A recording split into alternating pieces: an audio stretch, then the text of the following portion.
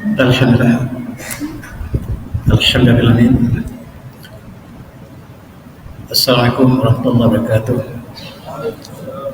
Alhamdulillah. Alhamdulillah. Nabi nasta'in.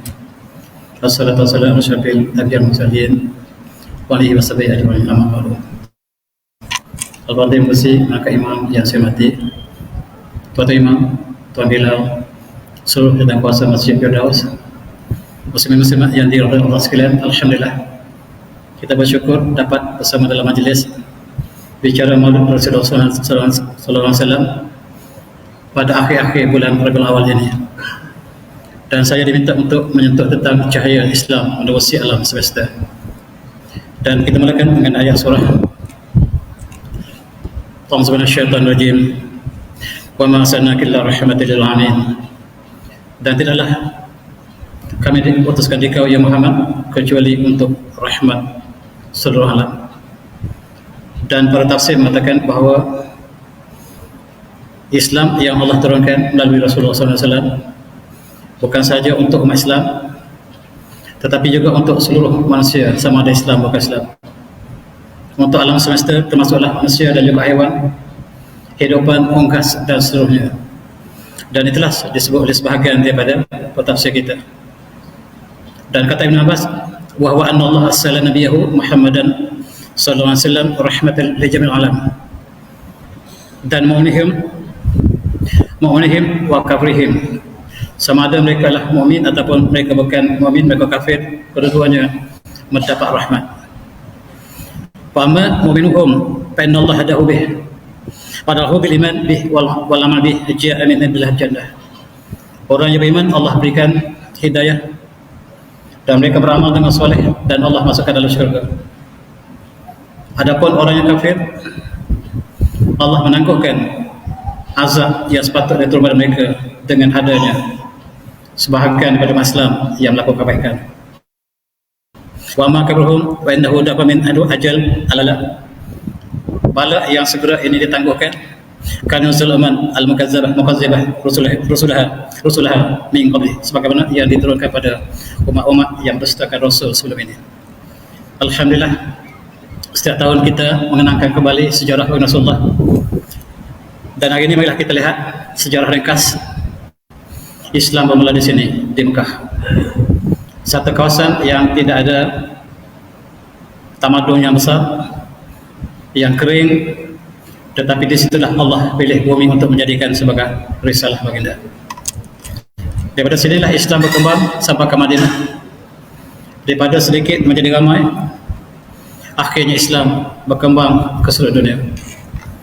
Daripada Mekah berkembang ke seluruh semenanjung Arab, memasuki Parsi, memasuki Rom, menjalar sampai ke China, di sebelah barat sampai ke hujung Afrika, masuk ke Spanyol, masuk ke Rusia.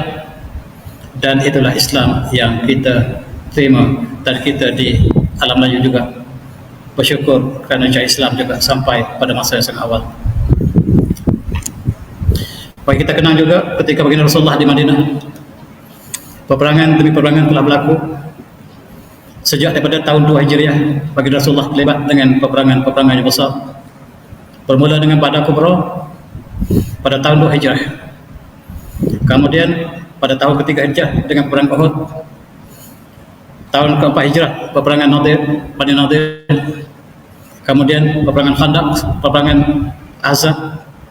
Kemudian tahun yang ke-6, perjanjian Hudaybiyah. Ketujuh, peperangan Khaybar. Yang ke-8, pembukaan Mekah sebagai satu kejayaan, dan puncak kejayaan bagi Rasulullah di Madinah ialah pembukaan Mekah. Kemudian peperangan terakhir baginda ialah peperangan Tabuk. Dan kita lihat dalam konteks peperangan Rasulullah, umat Islam sentiasa handicap. Bilangan umat Islam sentiasa sedikit berbanding dengan musuh mereka, tetapi sentiasa kemenangan berpihak kepada Rasulullah SAW bersama dengan para sahabat. Ini mengingatkan kita kepada peperangan yang berlaku sekarang di Gaza. Bilangan yang sedikit inilah, kalau kita mengambil intibat daripada apa yang berlaku dalam zaman Rasulullah, Rasulullah sentiasa bilangan umat Islam selalu kecil. Dalam peperangan Badar umpamanya hanyalah 100-300 orang. yang bertemu dengan 1000, dan berapa ramakah bilangannya kecil ini mengalahkan bilangannya besar. Kami batin qalatin wal batatan kasiratan bi'idznillah. Dan inilah berlaku, dan para pengkaji yang mengkaji tentang peperangan Nabi Rasulullah, mereka kagum sebab tidak ada satu pun peperangan Islam yang umat Islam majoriti. Kita lihat dalam setiap peperangan Islam, kita lihat dapat angka-angka di sini yang dapat tuan boleh saksikan. Dalam peperangan Khandaq umpamanya, umat Islam hanyalah 3,000 bertembung dengan seluruh tentera Ahzab Madan, terhazab ketika itu. Yang bergabung dengan Yahudi, bergabung dengan seluruh penduduk Mekah dan Madinah untuk menentang Rasulullah. Termasuklah Bani Quraisyah yang juga telah mengadakan pakatan Rasulullah. Membayangkan apa yang berlaku hari ini. Kita lihat hari ini juga peristiwa ini kembali, seluruh tentera kafir bersatu untuk memerangi umat Islam. Dan lebih malam apabila ada negara umat Islam, umpamanya Kerajaan UAE, Emirat bersatu, bukan bersamaan dengan umat Islam, tetapi menyatakan pada mereka bersama Yahudi. Alangkah malangnya ketika Bani Rasulullah kita lihat ada kaum yang disebut sebagai golongan munafik, tetapi hari ini jelas negara umat Islam yang Allah berikan kemajuan, kota yang besar, negara yang maju, tetapi mereka lah negara Islam pertama yang menyatakan mereka hidup mati bersama dengan Israel. Walhamdulillah. Mari kita kenal perjuangan Rasulullah, yang perjuangan inilah digambarkan setiap masa dan ketika. Kita lihat bagaimana Rasulullah dalam peperangan Badar memimpin satu bala tentera yang sedikit dan mengalahkan tentera yang banyak. Wa izwadata min ahli kata wa mu'minun maqadal qital wallahu sami'un alim. Dan Allah menyatakan dalam surah Imran, Rasulullah merancang untuk berperang dalam peperangan Badar. Dan itulah kita lihat umat Islam telah muncul, dan kita lihat dalam peperangan Badar umpamanya. Kita lihat bagaimanakah Allah menyatakan innal yuhibbul ladzina yuqatiluna fi sabilihi saffan ka'annahum bunyanun marsus. Dan sesungguhnya Allah cinta mereka yang berperang pada jalannya dalam bentuk satu saf, seolah mereka satu bangunan yang tersusun. Dan kalau kita kenang kembali bagaimanakah transaksi Islam dalam peperangan, apabila kita lihat dalam peperangan akhlak umat Islam sangat indah. Rasulullah berpesan kepada para mujahidin yang berperang sama dalam peperangan Badar atau peperangan selepasnya, akhlak Islam supaya tidak membunuh orang yang sakit, tidak membunuh orang yang sedang beribadat, tidak mencincang musuh, dan tidak membunuh haiwan, tidak menebang pohon, dan tidak membunuh orang tua, wanita, mereka yang tidak berperang, musuh yang telah lari. Dan itulah akhlak keindahan yang dipimpin, yang ditunjukkan oleh Rasulullah dalam setiap peperangan. Jadi ikuti oleh para sahabat, sama ada ketika zaman para sahabat ataupun selepas kerajaan Muawiyah, kerajaan Abbasiyah, pembukaan negara Islam berlaku dengan penuh akhlak. Kita boleh bandingkan apakah yang berlaku di Gaza hari ini. Selama 75 tahun umat Islam dizalimi, dibunuh, dihalau keluar daripada negara mereka. Dan pada peperangan terakhir, kebetulannya umat Islam yang menyerang Israel apabila mereka telah dizalimi selama 75 tahun. Dan Barak seolah-olah tidak pernah berlaku kezaliman ke atas umat Islam, dan mereka membangkitkan apa yang berlaku terakhir ini. Beritahu mereka, bila kita baca sebuah buku, baca semua chapternya, babnya. Jadi baca oleh Barat sekarang adalah bab terakhir, bab yang 75. Dan mereka tidak membaca bab 1 sampai ke 474, di mana umat Islam dihalau daripada negara mereka sendiri, dibunuh dalam banyak peristiwa, dan di Yasir dalam peristiwa pembunuhan beramai-ramai, Masjid Aqsa dibakar dan Gaza dibom berkali-kali. Tetapi dunia hari ini melupakan apa yang berlaku selama 75 tahun. Mereka membangkitkan hanya yang berlaku pada akhir sekali. Dan lebih malam kalau umat Islam juga mengulang naratif yang sama. Mari kita lihat perjuangan Rasulullah. Bagaimana akhlak dalam penyebaran Islam, sebab akhlak ialah perkara yang asas dalam Islam. Kalau Islam itu sebagai asas, iman ialah tingkat yang lebih tinggi, dan ihsan ialah tingkat yang terakhir. Akhlak berada dalam ihsan. Banyak hadis sulah yang menyatakan perkara ini, antaranya hadis yang berbunyi asqalu syai'in fil mizan al-khuluqul al-hasan. Perkara yang paling berat di dalam timbangan mizan di akhirat nanti ialah akhlak yang baik. Dalam hadis lain Rasulullah bersabda, akmalul mu'min imanan ahsanuhum khuluqan, dan umat Islam, orang mukmin yang paling sempurna imannya ialah yang paling baik akhlaknya. Khairukum linsaihim, dan sebaik kamu ialah mereka yang paling baik kepada istrinya. Inilah menggambarkan akhlak yang dijunjung oleh umat Islam, termasuk dalam peperangan.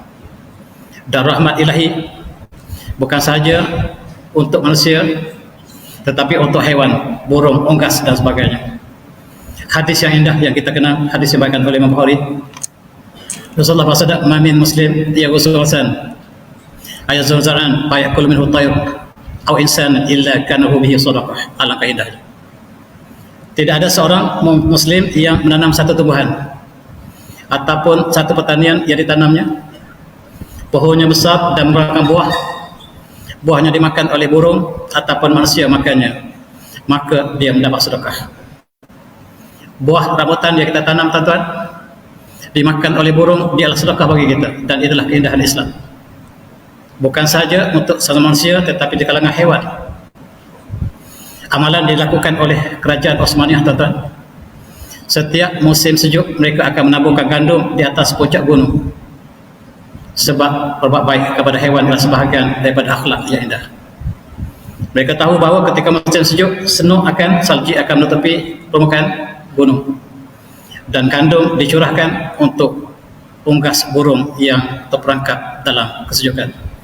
Itulah akhlak Islam yang membawa Islam ke seluruh dunia dengan sinar yang indah. Dan kita lihat, tuan-tuan yang tanam pisang umpamanya, bila dia masak di pohon, biarlah sebiji dua dimakan oleh burung dulu sebelum kita ambil. Dan setiap yang kita buat itulah sedekah. Kadang-kadang tuan-tuan, saya biarkan pisang saya semuanya dimakan oleh burung. Mudah-mudahan dia termasuk di dalam apa yang disebut oleh hadis Rasulullah tadi. Dan itulah keindahan Islam, rahmat bukan saja kepada manusia, kepada seluruh tumbuh-tumbuhan, hewan dan sebagainya. Inilah yang sebutkan tadi, ketika pemerintahan Khalifah Umar bin Aziz, dia mengadakan satu upacara, yaitu menaburkan gandum ala ru'usil jibal hatta yaqal la yuqal ja' ta'ir fi lidal muslimin, supaya di negara umat Islam tidak ada yang lapar, manusia dan hewan, termasuk burung dan unggas. Kata Khalifah Umar bin Aziz, Islam membawa rahmat kepada seluruh alam, dan pada musim sejuk antara amalan ialah menaburkan gandum di atas puncak gunung yang dilakukan oleh orang Turki sampai hari ini. Kalau tuan-tuan ingin melihat peristiwa ini, pergilah Turki pada bulan Desember atau bulan Januari. Mereka ada satu pesta menambah gandum di atas gunung, dan ialah satu amalan yang cukup indah yang kita juga boleh tiru di sini. Dan kita lihat di kedai-kedai runcit orang Turki, mereka ada buah-buah untuk miskin dan sebahagian untuk dijual. Ada kedai roti yang berikan roti percuma kepada orang miskin, ambillah sekadar yang anda perlu. Ada restoran yang dibuka di Turki, tuan-tuan, bayar sekadar yang anda ikhlas, makanlah sekenyangnya dan bayar seikhlasnya. Itu ialah di antara amalan-amalan yang indah yang keluar daripada akhlak Islam, yang kalau kita juga dapat lakukan di Selayang ini. Kita buka kedai runcit, kita buka restoran, dan kita ada bahagian untuk orang miskin. Dan inilah yang diajar dalam akhlak Islam, dan inilah yang menambah hati budi apabila Islam sampai ke negara kita. Yang datang bukannya tentera Islam, yang datang hanyalah At-Tajir Al-Amin, yang datang ialah saudara yang amanah. Dan bagaimanakah saudara ini bermuamalah dengan orang Melayu di Pantai Melaka umpamanya, atau di Pantai Petani, yang menunjukkan akhlak yang indah dalam jual beli. Sedangkan Melayu ketika itu Sedekah yang disebut dalam istilah Melayu ialah manipulasi perniagaan untuk mendapat keuntungan maksimum, untuk mendapat maximize the profit sebagaimana kapitalisme lakukan sekarang. Itulah dilakukan oleh saudagar Melayu sebelum Islam. Tetapi bila saudagar yang amanah datang, mereka menunjukkan sifat yang indah bukan sahaja dalam urusan ibadah tetapi dalam urusan harian, umat Islam tertambat. Dan inilah tuan-tuan, dalam hadis Rasulullah, at-tajir as-saduq man nabiyyin was-sadiqin wa syuhada, dan saudagar yang amanah as-saduq bukan saja amanah tapi sangat-sangat amanah bersama dengan para anbiya, para sadiqin, para salihin. Kita ada peluang untuk bersama para anbiya, tuan-tuan.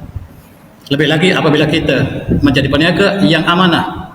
At-tajir as-saduq bukan saja at-tajir as-sadiq, at-tajir as-saduq yang disebut baginda Rasulullah.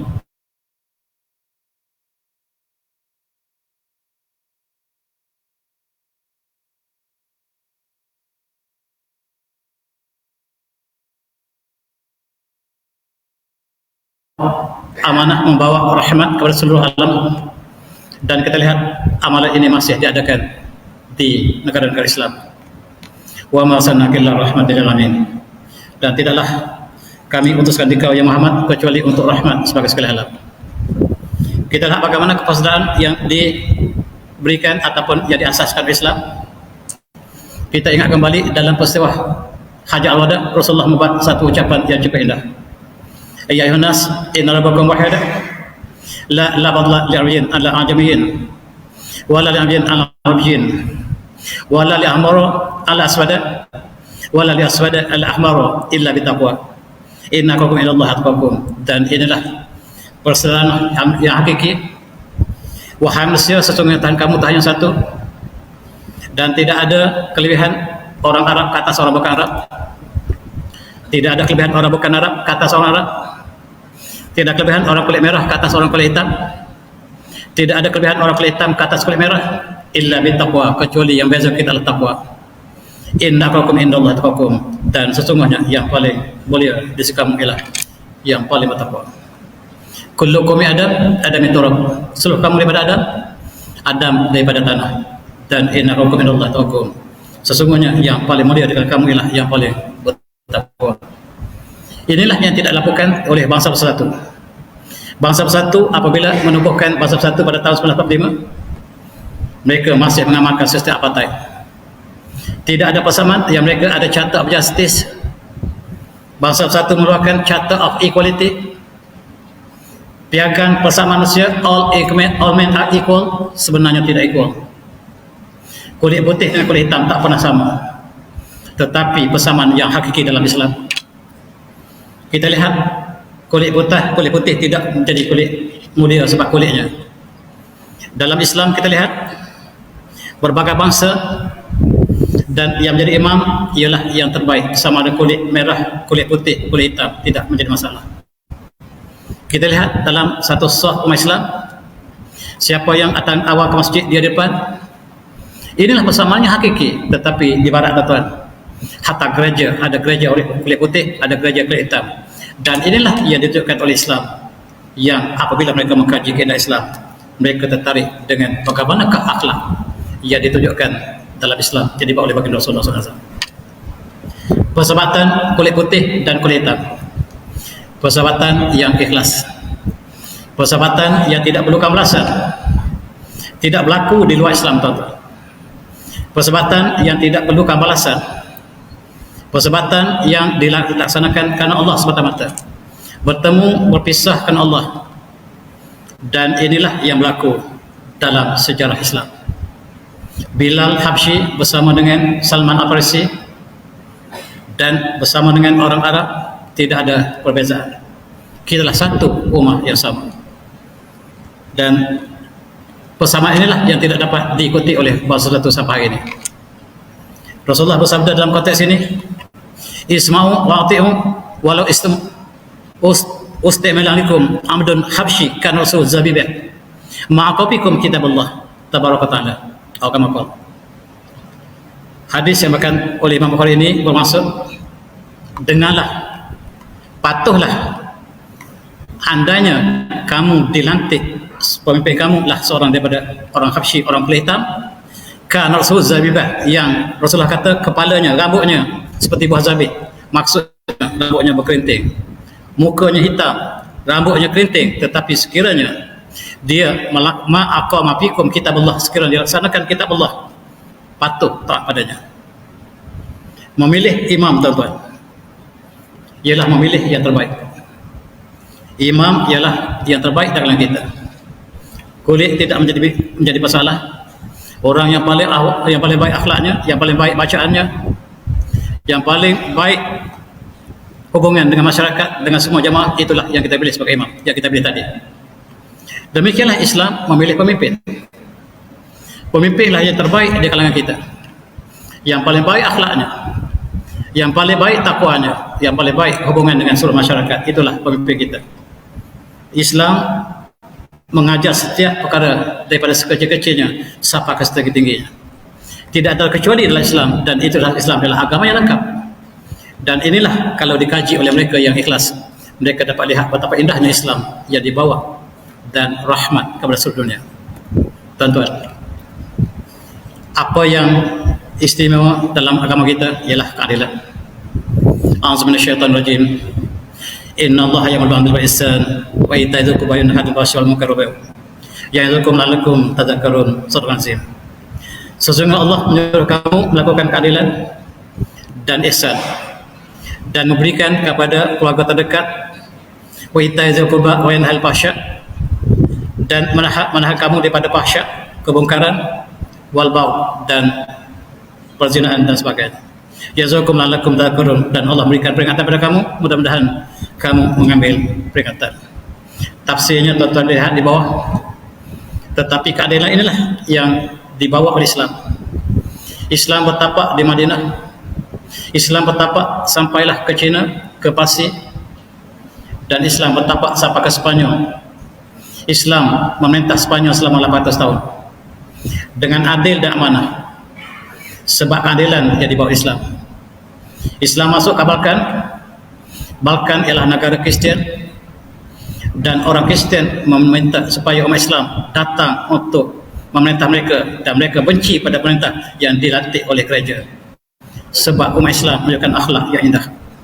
Islam masuk ke Balkan dengan mudah sebab tercatat bahawa kami sangat cintakan Khalifah Islam berbanding dengan pemimpin gereja kami sendiri. Kami lebih suka melihat serban Ottoman berbanding dengan tiara daripada paus kami sendiri. Itulah sebab Islam dapat masuk ke Eropah dengan cepat. Dan tuan-tuan yang sebati, keadilan inilah yang terlaksana dalam seluruh agama Islam. Dan Allah berfirman, laqad arsalna rusulana bil bayyinat wa anzalna ma'ahum kitabal mizan liyahkuma an-nas bil qist. Al-Hadid. Dan sesungguhnya kami utuskan rasul kami dengan keterangan, dan kami turunkan bersama mereka kitab dan neraca supaya mereka laksanakan keadilan. Inilah yang tidak dapat dilakukan oleh bangsa-bangsa bersatu sekarang. Bangsa bersatu apabila mereka ada Charter of Justice, mereka mengatakan manusia sama, tidak ada kezaliman. Pada tahun 1948 Palestin diserang, dibunuh, dihalau ketika bangsa bersatu telah ada Charter of Justice. Dan Tata masih percaya pada mereka. Mereka ada beberapa charter piagam tetapi mereka tak pernah laksanakan. Dan sistem apartheid masih diamalkan sampai tahun 90-an. Keadilan negara umat Islam berbanding dengan negara bukan Islam hari ini Tata boleh saksikan sendiri. Di mana keadilan yang bangsa bersatu telah ingin sampai pada kita, sedangkan keadilan Islam ialah keadilan yang hakiki. Rasulullah pernah bersabda bahawa kerusakan umat terdahulu disebabkan apabila ada kaum bangsawan melakukan kesalahan, mereka biarkan. Tetapi apabila golongan bawah melakukan kesalahan, mereka laksanakan hukuman. Demi Allah, kata Rasulullah, sekiranya Fatimah binti Muhammad mencuri, nescaya akan potong tangannya. Dan itulah keadaan Islam. Yang dibawa Islam inilah yang menambat hati budi seluruh penduduk dunia. Dan kita lihat bagaimana keadaannya Islam ketika pemerintahan Sayyidina Umar menjadi khalifah, baginda akan naik membaca khutbah pada hari Jumat dan menjadi imam. Satu hari solat Jumat sudah hampir dilaksanakan. Sayyidina Umar tidak sampai-sampai lagi untuk memberikan khutbah ataupun dan menjadi imam. Tiba-tiba selepas beberapa ketika barulah Sayyidina Umar datang ke masjid tergesa-gesa. Saya minta maaf, tadi saya terlupa saya basuh baju saya dan saya tunggu baju saya basah kering baru saya pakai. Saya ada salah baju jubah saja. Saya ada salah jubah saja. Tadi saya basuh pagi tadi, saya tunggu sampai kering, dan sekarang baru kering saya cepat datang dan pakai untuk bersama tuan-tuan untuk solat Jumat. Presiden sebuah negara hanya ada satu jubah. Dan satu hari perut Sayyidina Umar berbunyi kerana kelaparan. Dia bercakap dengan perutnya, wahai perut, jangan kamu bunyi selagi setiap perut anak umat Islam masih lapar. Jangan harap kamu akan masukkan makanan untuk kamu.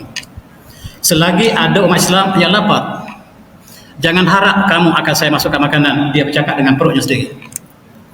Itulah keadilan Islam. Pemimpin sebagai contoh kepada ikutan mereka. Dan pemimpin bukan satu keistimewaan. Dia bukan satu keistimewaan, tetapi tugas yang sangat berat. Dia bukan privilege. Dia adalah amanah dan tanggungjawab. Itulah yang ditunjukkan oleh umat Islam. Tapi sayang tuan-tuan, apabila Islam tidak dapat kita laksanakan, keindahan yang kita masuk tadi tidak dapat kita saksikan sampai hari ini. Dan ada satu kisah yang saya ingin berkongsi dengan tuan-tuan. Sayyidina Umar melantik Amr bin As menjadi gubernur di Mesir. Sampai di Mesir, Amr bin As hidup dengan gaya seorang bangsawan. Dia pakai bajunya yang cantik, dia duduk atas kursi yang empuk, dan Sayyidina Umar tulis surat kepadanya, wahai Amr, saya mendengar kamu pakai pakaian cantik, kamu duduk atas kursi yang empuk. Saya pesan pada kamu, segera kamu tanggalkan pakaian kamu, segera tinggalkan kursi empuk kamu, sebab pemimpin tidak boleh lebih pada rakyat. Dan satu hari, ananda anak kepada Amr bin As bernama Muhammad bin Amr bin As, dia berlomba kuda dengan orang Mesir dan kudanya kalah. Dia mengambil kuda orang Mesir itu secara paksa, dan si miskin tadi datang ke Madinah membawa aduan bahawa kuda saya dirampas oleh anak kepada Amr bin As. Maka segera Sayyidina Umar memanggil Amr bin As dan anaknya supaya datang ke Madinah untuk dibicarakan dan dilaksanakan kisah, sebab Muhammad telah memukul si miskin tadi, dan sekarang sebagaimana dilakukan kamu, hukum kisah dilakukan di depan Sayyidina Umar. Dan itulah adil Islam, yang sama ada bangsawan ataupun orang bawahan menerima hukum yang sama. Sehingga tuan-tuan, di Universiti Harvard, universiti yang mereka banggakan dengan fakulti undang-undang mereka, hari ini telah tertulis di depan Universiti Harvard ayat Quran yang berbunyi, ya a'udzubillahi minasyaitonir rajim, ya ayyuhalladzina amanu kunu qawwamina bil qist syahada lillahi wa ala anfusikum awil walidaini wal aqrabin iyakunu ghaniyan aw faqiran wallahu a'lam bima ila akhirih. Ayat Quran ini menggambarkan keadilan yang hakiki yang tidak dapat dilaksanakan orang barat. Wahai orang beriman, jadilah kamu penegak kebenaran, jadilah kamu penegak kepada keadilan kerana Allah, walau terhadap diri kamu ataupun kedua ibu bapa kamu ataupun sahabat terdekat kamu, dan seterusnya. Tidak ada negara yang menyalahkan diri kita sendiri kecuali Islam. Di barat tuan-tuan, keadilan barat, seorang yang melakukan jenayah, mereka boleh dibimbing atau boleh dibela oleh peguam bela. Peguam bela tahu dia penjenayah, peguam bela membela penjenayah. Dalam sistem barat, peguam bela boleh membela orang yang melakukan jenayah. Alangkah malangnya dalam sistem Islam kita. Kalau kita banding ke Islam, setiap qadi, hakim, saksi, peguam masing-masing ingin menegakkan kebenaran. Tetapi dalam keadilan barat tuan-tuan, Mereka membela orang yang berjenayah. Dan sistem ini merayap sampai negara kita. Apakah ada satu mata pencarian profession yang lebih hina daripada kita mendapat profession ini dengan membela penjenayah? Saya tanya, dan itu bukan jawapan, itu soalan. Sehingga Universiti Harvard tercatat di depan mestinya ayat Quran yang mereka tidak dapat laksanakan, yang hanya dapat dilaksanakan oleh Islam. Keadilan kepada diri sendiri, ibu bapa dan sebagainya. Sebab Barat mereka tidak akan mengaku salah, mereka cari peguam untuk membela mereka yang bersalah. Islam tidak demikian. Setiap unit keadilan mereka masing-masing berusaha untuk menunjukkan kebenaran, bukan untuk mempertahankan penjenayah. Inilah yang disebut oleh seorang profesor. Profesor ini bernama Robert Greene, tetap di Google. Dia adalah penasihat undang-undang Presiden Nixon satu masa dulu. Dan dia mengatakan bahawa saya pelajari seluruh undang-undang di dunia. Tidak ada satu undang-undang yang lebih adil daripada ayat Quran ini. Tidak ada undang-undang Barat yang berpuluh-puluh jilid yang saya pelajari, saya khatam, saya pakar. Tidak ada satu pun keadilan yang dapat menandingi satu ayat yang ringkas ini. Dan akhirnya dia memberi syahadah. Akhirnya dia memberi syahadah. Tidak ada keadilan yang dapat kita saksikan di seluruh dunia kecuali keadilan yang hakiki yang ditunjukkan dalam surah ayat yang kita baca tadi. Dialah yang meletakkan ayat ini di atas, di depan Universiti Harvard. Sebab inilah sebenarnya keadilan yang hakiki. Dan tuan-tuan, dia menurut Islam sebab dia melihat satu ayat saja. Dan itulah keadilan yang hakiki. Dan saya ingin berkongsi dengan para jemaah sekalian dalam masa yang singkat ini. Kalau Insya beritahu saya, kalimah Iqra bismi rabbikal ladzi khalaq. Bacalah dengan nama Tuhan kamu. Dia menjadi kalimah keramat dalam Islam yang mengembangkan Islam ke seluruh dunia. Dan kita sekarang kita berbandingkan. Hari ini berapa kita baca dengan kalimah apa? Mereka mengkaji, mereka membaca dengan kalimah profesional. Mereka membaca kerana sijil. Mereka mempelajari kerana profession. Dan Islam, Iqra bismi rabbikal ladzi khalaq. Bacalah dengan nama Tuhanmu. Inilah tak dapat kita ulang kembali. Apakah di antara kita ini kita berganda dalam kita lama-lama? Apakah tujuan kita belajar satu masa dulu? Apakah kerana sijil, ijazah, profession, ataupun kerana Allah semata-mata? Tuan-tuan boleh jawab perlahan-lahan, jangan siapa kita dengar. Di atas kalimah inilah Islam membina universiti pertama.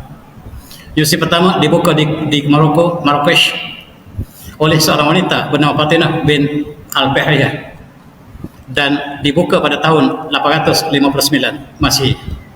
Ketika itu England belum bernama England lagi.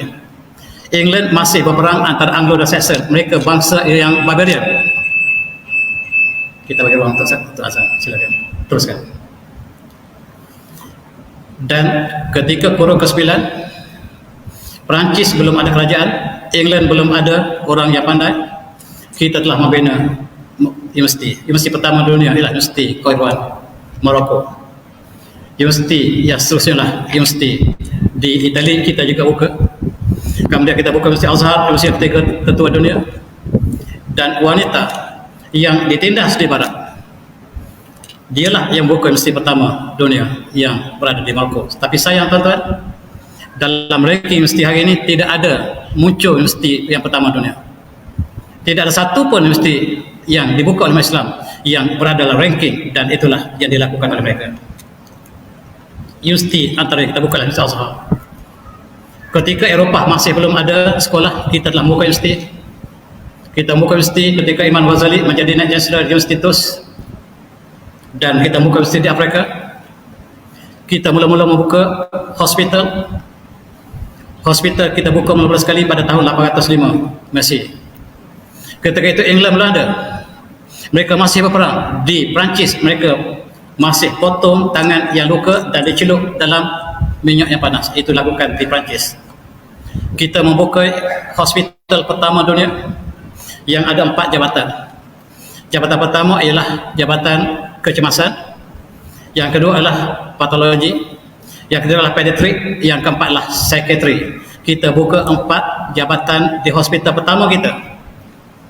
Hospital pertama kita buka di Baghdad. Kemudian kita buka di tempat yang lain. Kita buka di ketika kerajaan Muawiyah, ketika Khalifah Al-Walid bin Malik, kita telah membuka hospital yang ada 4 jabatan. Kemudian kita buka farmakologi. Farmakologi itu ialah kita yang asaskan dan dibuka untuk pertama kali pada ketika zaman kerajaan Abbasiyah pada tahun 170 Hijriah. Kita membuka Universiti Karuan kemudiannya, dan kemudian Islam masuk ke Sepanyol. Kita membawa model Islam yang kita bawa di seluruh umat Islam, kita bawa ke sana. Kita lihat bagaimanakah Islam membina, Islam berkembang sampai ke Eropah. Sinar Islam terpancar ke seluruh bumi Eropah yang gelap gelita ketika itu. Kita lihat bagaimanakah ulama kita dengan sistem ilmu dan hikmah yang kita ajari. Kita membina bangunan-bangunan yang sangat-sangat indah di Sepanyol yang kita dapat saksikan sampai hari ini. Masjid Cordoba, dan kita membina bangunan yang paling tinggi di dunia ketika itu. Ketika itu bangunan yang paling tinggi di dunia semuanya dipegang oleh umat Islam. Dibina dibina sama ada di Andalusia ataupun di Maroko, di Rabat, Delhi, dan ini adalah 5 bangunan paling tinggi, semuanya dipegang oleh umat Islam. England belum ada orang yang pandai membaca. Dan kita membuka ladang-ladang tali air di Sepanyol. Kita perkenalkan tanaman-tanaman kita. Orang Eropah hanya makan ubi kentang ketika itu. Kita bawa ke sini, kita bawa arus. Arus ialah nasi. Mereka tak tahu apakah arus ini, tak pernah mereka makan, mereka sebut rice. Kita ajar mereka makan gandum. Mereka baru menanam gandum selepas kita ajar mereka di Sepanyol. Kita berada di Sepanyol selama 800 tahun membawa Islam, sinar Islam yang indah, dan kita bawa buah-buahan yang indah ke Sepanyol dengan buah citrus kita. Kita perkenalkan pomegranate, kita perkenalkan buah-buahan Mediterranean, dan akhirnya Sepanyol menjadi pengeluar buah yang besar di dunia. Ini semua umat Islam yang perkenalkan. Mereka hanya makan ubi kentang, tuan-tuan. Eropah hanya makan ubi kentang. Sekarang mereka makan gandum yang kita ajar mereka. Dan kita lihat bagaimanakah ulama kita. Di universiti, ulama kita pakai jubah. Di universiti yang pertama kita buka di Sepanyol, Universiti Barcelona, Universiti Madrid kita buka, Universiti Malaga, Universiti Malaysia, itu semua kita buka. Para ulama kita, para pesyarat kita pakai jubah, pakai serban sebagai simbol intelektual. Dan 1 lapis ini barangkali bachelor sekarang. Kalau 2 lapis, sarjana. Kalau 3 lapis seperti yang sebelah kiri, tuan-tuan, itu adalah PhD atau mahaguru. Bukan untuk berbangga, tetapi inilah yang diiktiraf oleh negara. Serban melambangkan intelektual, bukan untuk berbangga, tetapi pengiktirafan negara. Dalam konteks ini, umat Islam dan bukan Islam masuk ke universiti yang kita buka di Sepanyol. Dan yang pertama orang bukan Islam masuk ke universiti Islam ialah Saint Thomas Aquinas. Dia pakai serban, dia pakai jubah ketika masuk universiti, sebab jubah dan serban adalah simbol intelektual. Hari ini simbol pengganas. Berbeza sama sekali. Dan di Sepanyol mereka bercakap bahasa Arab. Orang Sepanyol bercakap bahasa Arab. Mereka meninggalkan bahasa mereka. Dan bahasa yang digunakan untuk intelektual adalah bahasa Arab. Dan kita lihat, apabila masuk universiti untuk belajar ilmu sains teknologi, mesti pakai serban, pakai jubah. Dan terakhir yang pakai jubah dan serban ialah 2 orang tokoh intelektual barat, saintis barat. Di sebelah kiri ialah Gauss, yang sebelah kanan ialah Euler. Kedua-duanya belajar matematik, belajar ilmu astronomi, mesti pakai serban, pakai jubah. Eropah pakai jubah sampai kurun 19. Tuan-tuan semati, itulah pesan yang kita tinggalkan di Sepanyol. Dan kita buka Universiti Cambridge. Siapa yang buka Universiti Cambridge, tuan-tuan? Murid kepada Ibn Rushd bernama Dimoli, seorang Yahudi.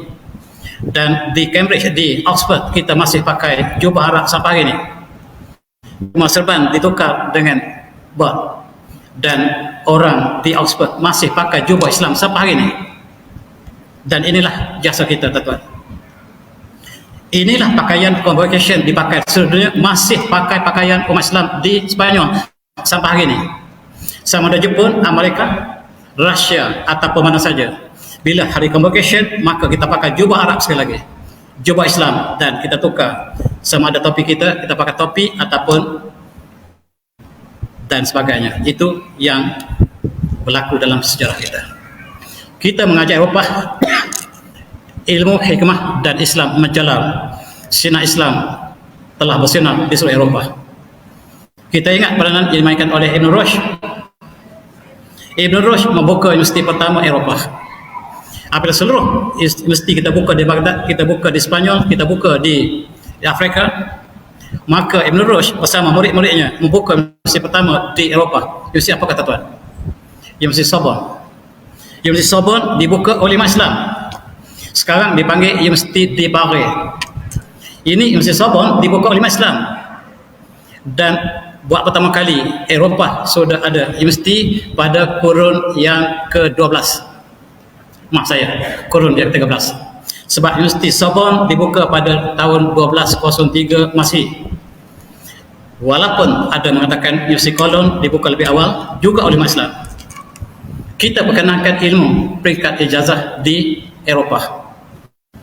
Dan orang Eropah masih pakai jubah, masih pakai serban ketika masuk universiti Paris. Dan gurunya ialah Ibn Rushd yang disebut di barat sebagai Eberism. Kemudian kita pergi ke Jerman, kita membuka Universiti Leuven. Dan apa yang sebagainya ini tak pernah disebut oleh barat. Kita membuka Universiti Leuven di Jerman, kita mengembangkan ilmu dan teknologi. Kemudian kita membuka Universiti Munich. Universiti kejutaan terbaik dunia hari ini ialah Munich, bukan California, Berkeley yang tuan-tuan pergi itu. Dan kita lihat universiti terbaik dibuka oleh Islam masih Universiti Munich. Tetapi sayang orang Malaysia barangkali saya tidak temui lagi yang keluar daripada Technical University of Munich yang dibuka oleh Ibn Rushd. Kemudian universiti yang sangat berpengaruh di Jerman yang kita buka ialah Frankfurt. Kita membuka Universiti Frankfurt di Jerman sehingga sampai hari ini kalau kita nak pelajari sains Islam, kita pinjam artifak daripada Universiti Frankfurt. Dan itu jasa kita, itu sebab Jerman sangat sayang pada Islam. Dalam Perang Dunia Pertama, ketika seluruh tentera Ahzab moden yang dipimpin oleh British dan Perancis untuk mengalahkan kerajaan Islam terakhir, iaitu Osmania, hanya satu kerajaan yang bersama dengan Islam, iaitu Jerman. Hanya Jerman yang menuduh Islam. Dan di Malaysia, kita sangat benci pada Jerman sebab kita membaca sejarah ditulis oleh British. Sedangkan satu-satu negara yang maju pertama di Eropah disebabkan kita umat Islam membuka universiti mereka, Leuven, Munich dan Frankfurt, 3 universiti yang kita buka, menyebabkan Jerman muncul sebagai negara Eropah yang paling maju. Tapi sayang, kita dijajah oleh British. Seluruhnya apa yang disebutlah British. Tetapi bila kita beli kereta, kita beli Mercedes yang Jerman buat, kita beli BMW yang Jerman buat, kita tak beli yang British buat. Sebab yang British buat tak ada kelas. Mari kita berfikir. Kita ditipu sejarah kita. Dan semua kereta terbaik daripada Jerman yang universiti terbuka yang pertama dibuka oleh Islam. Tuan-tuan sebati. Oxford dibuka oleh murid Ibn Rushd yang bernama Dimoli, seorang Yahudi. Di sini kita menggunakan kurikulum Islam. Dan kita lihat kitab-kitab buku-buku yang dipelajari di Universiti Oxford pertama. Pada tahun 2000 lepas, Naik Chancellor, Rektor Universiti Oxford menjemput Naik Chancellor seluruh dunia untuk melihat kurikulum pertama yang diajar di Universiti Oxford. Dan semuanya dalam bahasa Arab. Kitab Al-Jabar Al-Muqabalah yang ditulis Al-Fahmi dipelajari sebagai pelajaran pertama di sini. Kitab Mantik yang ditulis oleh Ibn Rushd dijadikan sebagai asas pada Universiti Oxford pada mulanya. Itu sebab falsafah undang-undang menjadi 2 fakulti yang terbaik di Oxford serta masa disebabkan pengaruh umat Islam. Dan kita lihat tuan-tuannya seperti di Perpustakaan Bodleian. Kalau kita nak lihat manuskrip umat Islam yang paling lama, bukan tersimpan di Darul Kitab, Darul Kutub di Kairah, bukan, tak ada. Yang kita harus jumpa ialah di Perpustakaan Bodleian di Oxford. Di situ mereka simpan kitab-kitab kita yang mereka pelajari pada awal dulu. Itu sebab istilah-istilah masih digunakan dalam bahasa Arab. Alkohol itu daripada alkoholi. Kornea, mata itu daripada kornea, korotayun. Dan kita lihat acid nitric acid itu daripada istilah neutron. Algoritma daripada algoritmi dan sebagainya. Kita boleh terus satu persatu istilah sains dan logik masih kekal dalam bahasa Arab, dan mereka telah padamkan sejarah ini. Dan inilah rahmat yang dibawa oleh Rasulullah, wa ma arsalnaka illa rahmatan lil alamin. Kita dengar apa yang disebut oleh pengkaji Eropah yang adil.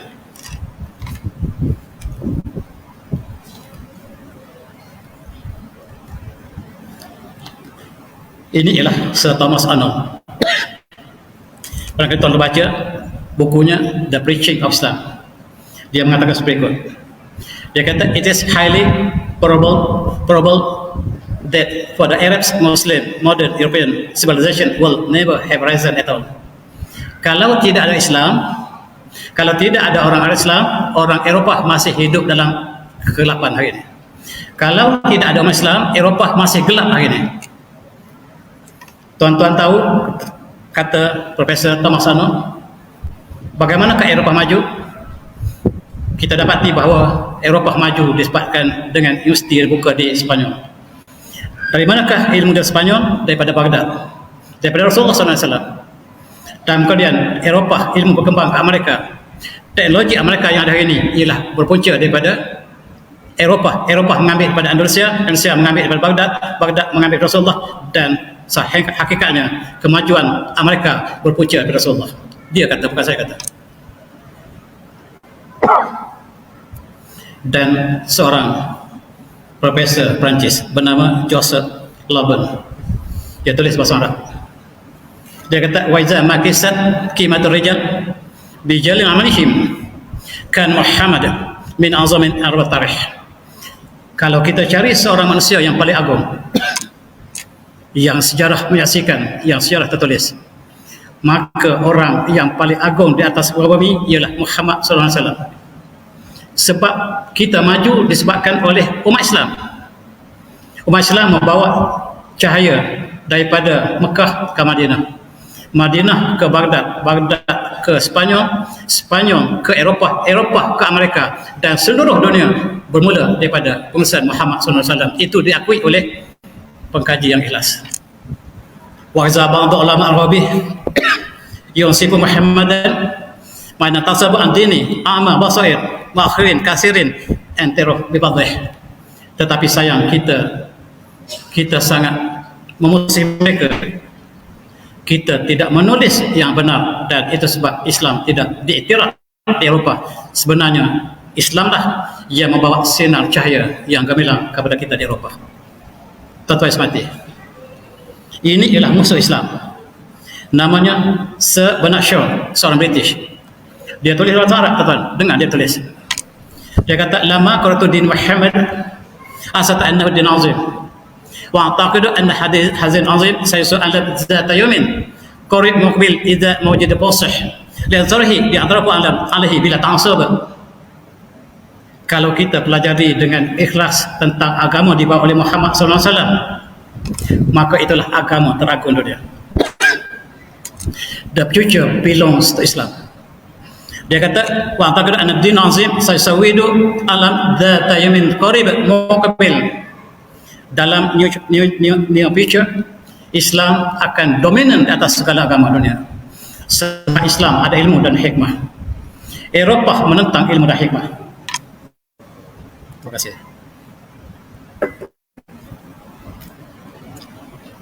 Kekuatan Islam, ilmu, hikmah.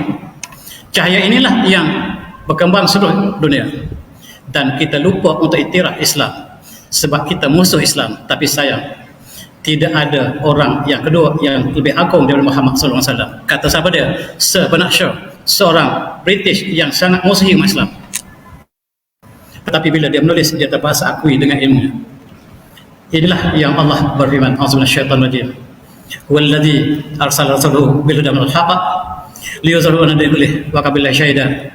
Dia Allah yang mengutuskan Rasulnya dengan petunjuk dan agama yang benar, dan agama ini akan mengatasi seluruh agama yang lain. Cukup Allah sebagai saksi. Allah mengatakan Islam akan prevail, Islam akan mengatasi seluruh agama dunia, dan janji Allah tetap benar. Tuan-tuan semati, Islam berkembang ke kiri kanan, dan Rasulullah bersabda, innahu sayaftahu lakum masyarakat al wa maghribi allati, dan Islam akan berkembang ke seluruh timur dan barat. Tuan-tuan semati, kita lihat pengkaji yang ikhlas, Huston Smith, seorang intelektual barat. Dia tulis The World Religion.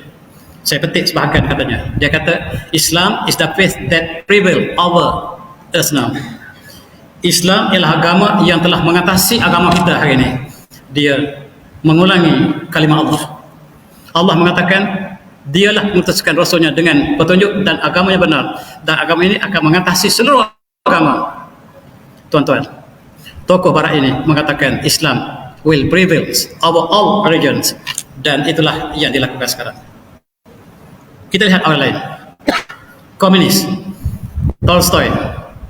Dia kata, saya petik satu kata limanya, Islam will rule the world one day because combines knowledge and wisdom. Islam akan mengatasi seluruh agama lain. Islam akan memerintah dunia satu masa akan datang. Sebab hanya Islam ada ilmu dan wisdom, ilmu dan hikmah. Yang lain menentang ilmu dan hikmah. Ini disebut oleh orang bukan Islam, tuan-tuan. Dan kita ambil contoh, Herbert Wells juga mengatakan demikian.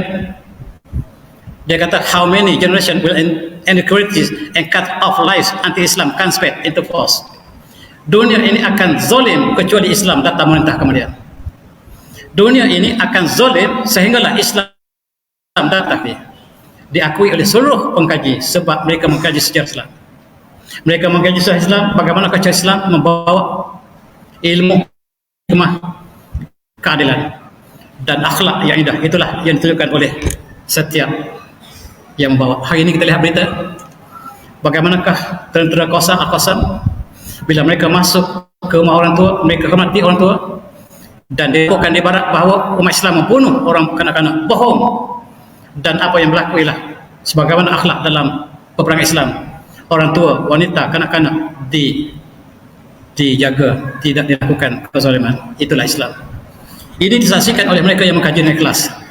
Dan seorang tukar ramal, tuan-tuan. Tukar ramal ini sangat hebat orangnya. Namanya Nostradamus. Dia kata seperti berikut, the future belongs to Islam. Islam will be the ruling religion of Europe. Islam akan menguasai Eropah satu masa akan datang. Sebab kekuatan Islam itu sendiri, maka dia adalah seorang tukang nujum. Kita tidak bergantung pada nujumnya, tetapi kita bergantung pada ayat Allah yang mengatakan Allah akan mengatasi Islam ke atas segala agama. Bertrand Russell juga tuan-tuan boleh baca bahawa dia mengatakan I read Islam and realize that it is the religion of the world and all people. Islam untuk seluruh bangsa dunia, sedangkan dalam agama dia sendiri putih kulit hitam tidak berada dalam satu gereja yang sama. Dan kita lihat sebagaimana disebut oleh Bernard Shaw, mereka juga mengatakan Islamlah penyelamat kepada dunia akan datang. Dan itulah tuan-tuan, kita lihat seorang tokoh ulama kita, yaitu Said Nursi Badiul Zaman. Said Nursi Badiul Zaman, tokoh intelektual Osmania. Dia kata seperti berikut. Dia kata the future shall be Islam's and Islam's alone. The future belongs to Islam and Muslims. Masa depan untuk Islam dan untuk Islam. Di belakang kita saya letak satu stiker, the future belongs to Islam. Untuk mengambil sempurna dengan ayat Quran yang kita baca tadi, dan saya simpulkan the future belongs to Islam. Saya bawa letak di kata saya sebagai simbol bahawa Islam akan menang. Hanya masa menentukan. Tuan-tuan semati, ini ialah seorang ketua gereja Ortodok di Rusia. Dia mengatakan apa yang berlaku di Rusia, the future belongs to Muslim. Masa depan Rusia ialah untuk orang Islam sebab Kristian telah jatuh di Rusia. Gereja-gereja telah tidak didatangi oleh orang Kristian. Untuk Rusia datang gereja mesti buat makanan banyak-banyak, kata dia.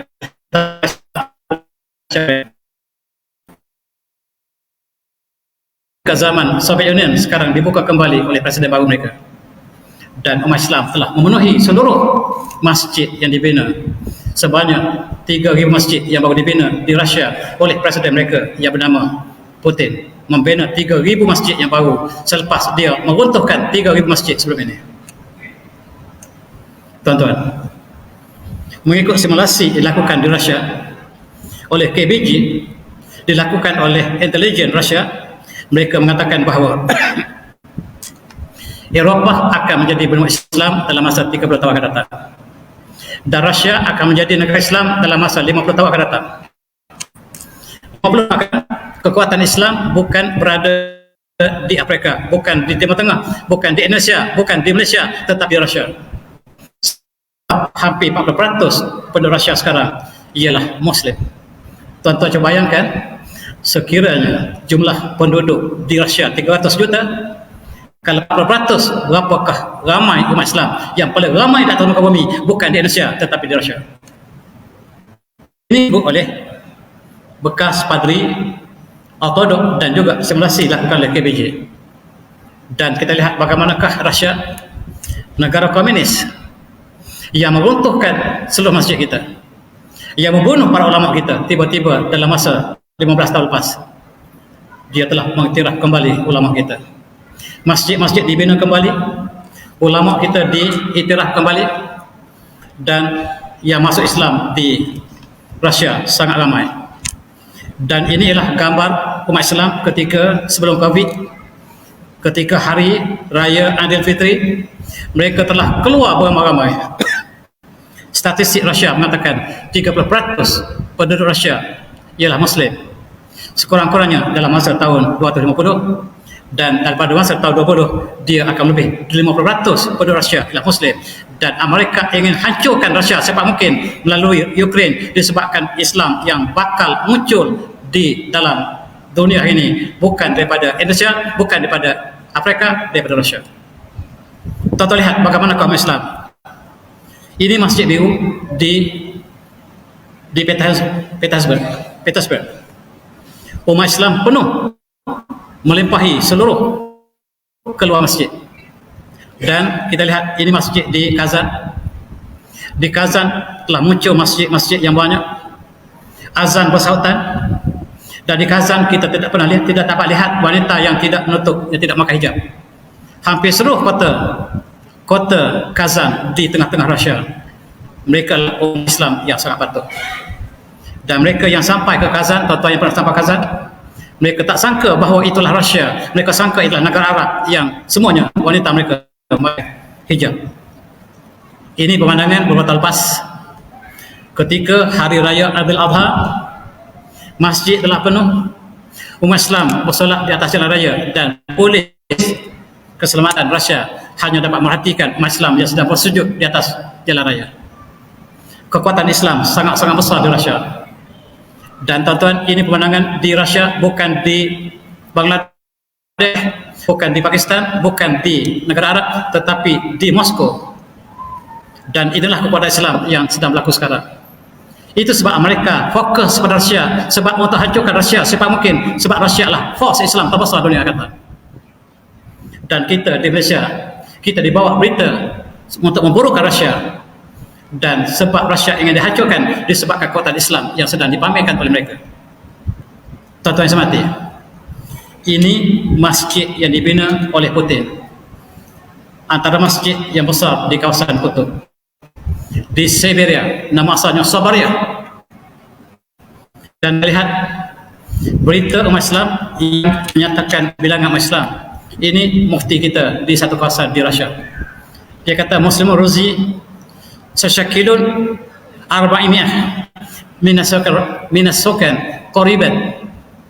Penduduk Rusia Muslim akan mencapai 40% penduduk Rusia dalam masa yang sangat singkat.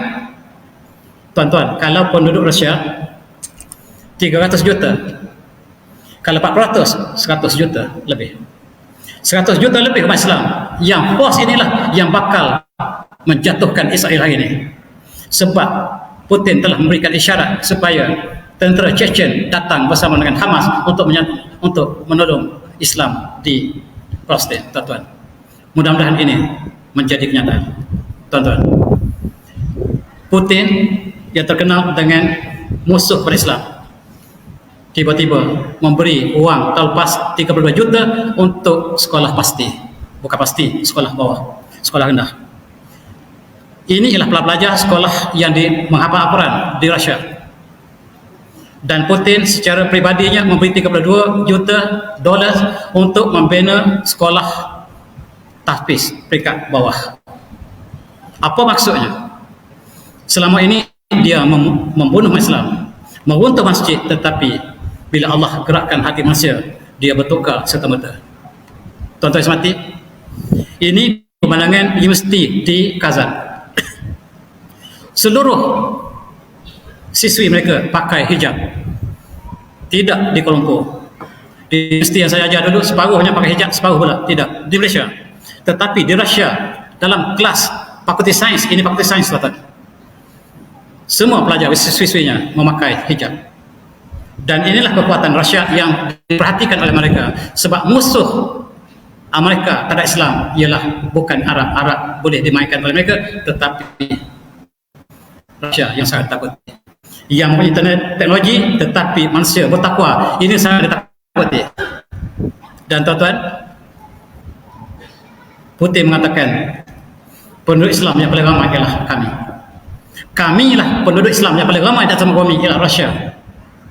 Dan Rusia diberi perhatian oleh tentera NATO, tentera Eropah, Amerika bersama untuk menghancurkan Ukraine, bukan menghancurkan Ukraine, untuk menghancurkan Rusia. Ini ialah pemandangan di Rusia. Dan tuan-tuan, Islam sudah sampai ke kutub utara. Di kawasan Rusia, tempat yang paling utara namanya Norilsk. Kota Norilsk ialah kota yang paling ujung. Di situ telah terbina masjid. Ini mufti kita. Ini mufti kita yang di situ tidak ada kenderaan motosikal, tidak ada motorkar. Yang ada ialah kereta yang dinaiki di atas ais. Ini mufti kita di kawasan hujung dunia. Islam sampai ke hujung dunia. Di kawasan bulatan Arktik, Islam telah sampai. Dan tuan-tuan, ini masjid yang kita bina satu masa dulu. Sebahagian diruntuhkan oleh Putin. Sekarang Putin membina kembali masjid ini, menggantikan masjid yang dia runtuh selama ini. Dia mati masjid yang lebih besar. Dia minta maaf pada seluruh Islam. Dulu saya musuh Islam, tetapi sekarang saya sedar bahawa Rusia telah maju satu masa dulu di Samarkand, di Tashkent, di Bukhara disebabkan umat Islam. Sekarang saya sedar. Dan jangan sesiapa yang menghina Rasulullah depan saya. Iyyakum an tasayyu Muhammad sallallahu alaihi wasallam. Jangan hina Islam depan saya, kata Putin. La iyyakum an tasayyu Islam amami. Jangan siapa-siapa yang menghina Islam depan saya. Siapa kata? Putin. Dan suasana telah berubah sama sekali.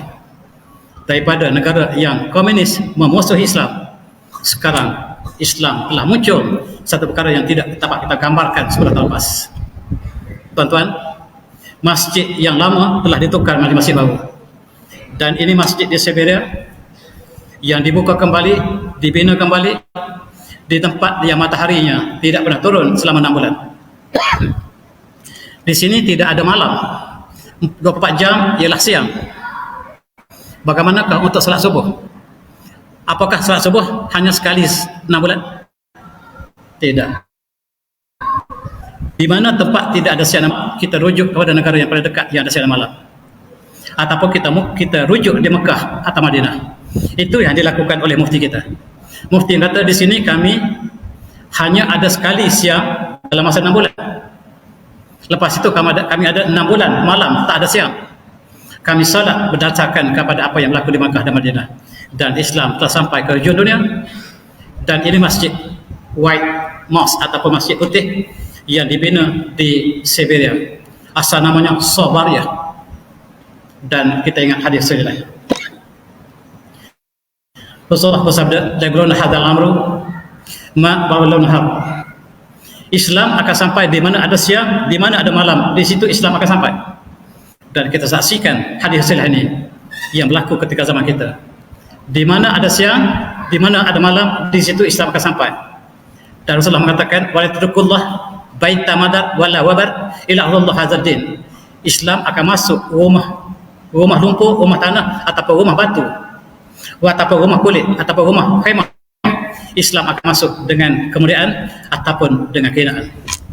Allah akan muliakan mereka yang memuliakan Islam, dan Allah akan hinakan mereka yang menghina Islam. Dan itu janji Allah. Dan itulah yang kita saksikan. Tuan-tuan, ini simulasi. Mereka melihat bagaimanakah perkembangan Islam di dunia hari ini. Islam berkembang sebanyak 72%, mengalahkan seluruh agama lain di dunia. Dan kita lihat berapakah bilangan umat Islam hari ini. Barat mengatakan penduduk yang paling ramai dan semua ialah Kristian. Mereka mengatakan orang Kristian ada 2 bilion hari ini. Penduduk dunia adalah 6 bilion. Umat Islam 1,6 bilion. Kristian 2 bilion. Dan umat manusia 6 bilion. Yang sebenarnya pada tahun 2014 lepas, umat Islam telah mencapai 12,038 bilion. Jumlah umat yang paling banyak di atas bumi ialah Islam.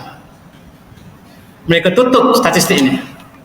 Mereka masih lagi mengatakan penduduk yang paling banyak di atas muka bumi ialah Kristian, sedangkan penduduk yang paling ramai di atas muka bumi ialah Islam. Buktinya adalah statistik ini. 2,038 bilion ialah umat Islam. Dan ini disebut oleh Vatikan. Vatikan mengatakan Islam surpasses Roman Catholic as world largest religion. Islam mengatasi agama kami sebagai agama terbesar dunia. Tuan-tuan, jangan baca tulisan dalam bahasa Inggeris, sebab tulisan dalam bahasa Inggeris berfungsi untuk menipu kita dalam semua berita dunia. Lebih lagi dalam berita peperangan yang sedang berlaku di proses hari ini, jangan baca berita dalam bahasa Inggeris sama sekali, jangan. 2-3 hari lepas saya bagikan satu ucapan tentang peperangan ini, semuanya saya rujuk daripada berita Islam. Saya tak percaya sama sekali berita yang tulis dalam bahasa Inggeris ataupun berita yang dipetik dalam bahasa Inggeris oleh media televisyen kita, sebab saya tak percaya berita dalam bahasa Inggeris, sebab mereka jadikan bahasa Inggeris untuk menipu Islam. Tuan-tuan, awas sama sekali. Dalam konteks ini, wa ma arsalnaka illa rahmatan lil alamin. Tidaklah kami utuskan diri Muhammad kecuali sebagai rahmat kepada dunia. Islam tak pakai Islam. Dan marilah kita sama berselawat sebenarnya dengan ayat azab ini. A'udzu billahi minasyaitonir rajim. Innallaha wa malaikatahu yusholluna 'alan nabi. Ya ayyuhalladzina amanu shallu 'alaihi wa sallimu taslima. Allahumma shalli 'ala Muhammad. Allahumma shalli Muhammad. Allahumma shalli Muhammad. Kalau di Margara, tuan-tuan, kalau khatib membaca innallaha wa malaikatahu yusholluna 'alan nabi, ya ayyuhalladzina amanu shallu 'alaihi wa sallimu taslima, seluruh masjid Allahumma shalli 'ala Muhammad. Tetapi di Malaysia bila khatib membaca ayat ini, hanya khatib yang baca Allahumma shalli 'ala Muhammad. Marilah kita sama-sama renungi. Dan Islam datang untuk mengubah dunia daripada zaman gelap kepada sinar yang memancar ke dunia. Dan itulah beberapa kali kesimpulan daripada kuliah saya yang tidak seumpamanya hari ini. Dan saya minta maaf kalau apa yang saya kali ini menyentuh hati budi tuan-tuan, dan saya sudahi dengan bila topik. Assalamualaikum warahmatullahi wabarakatuh.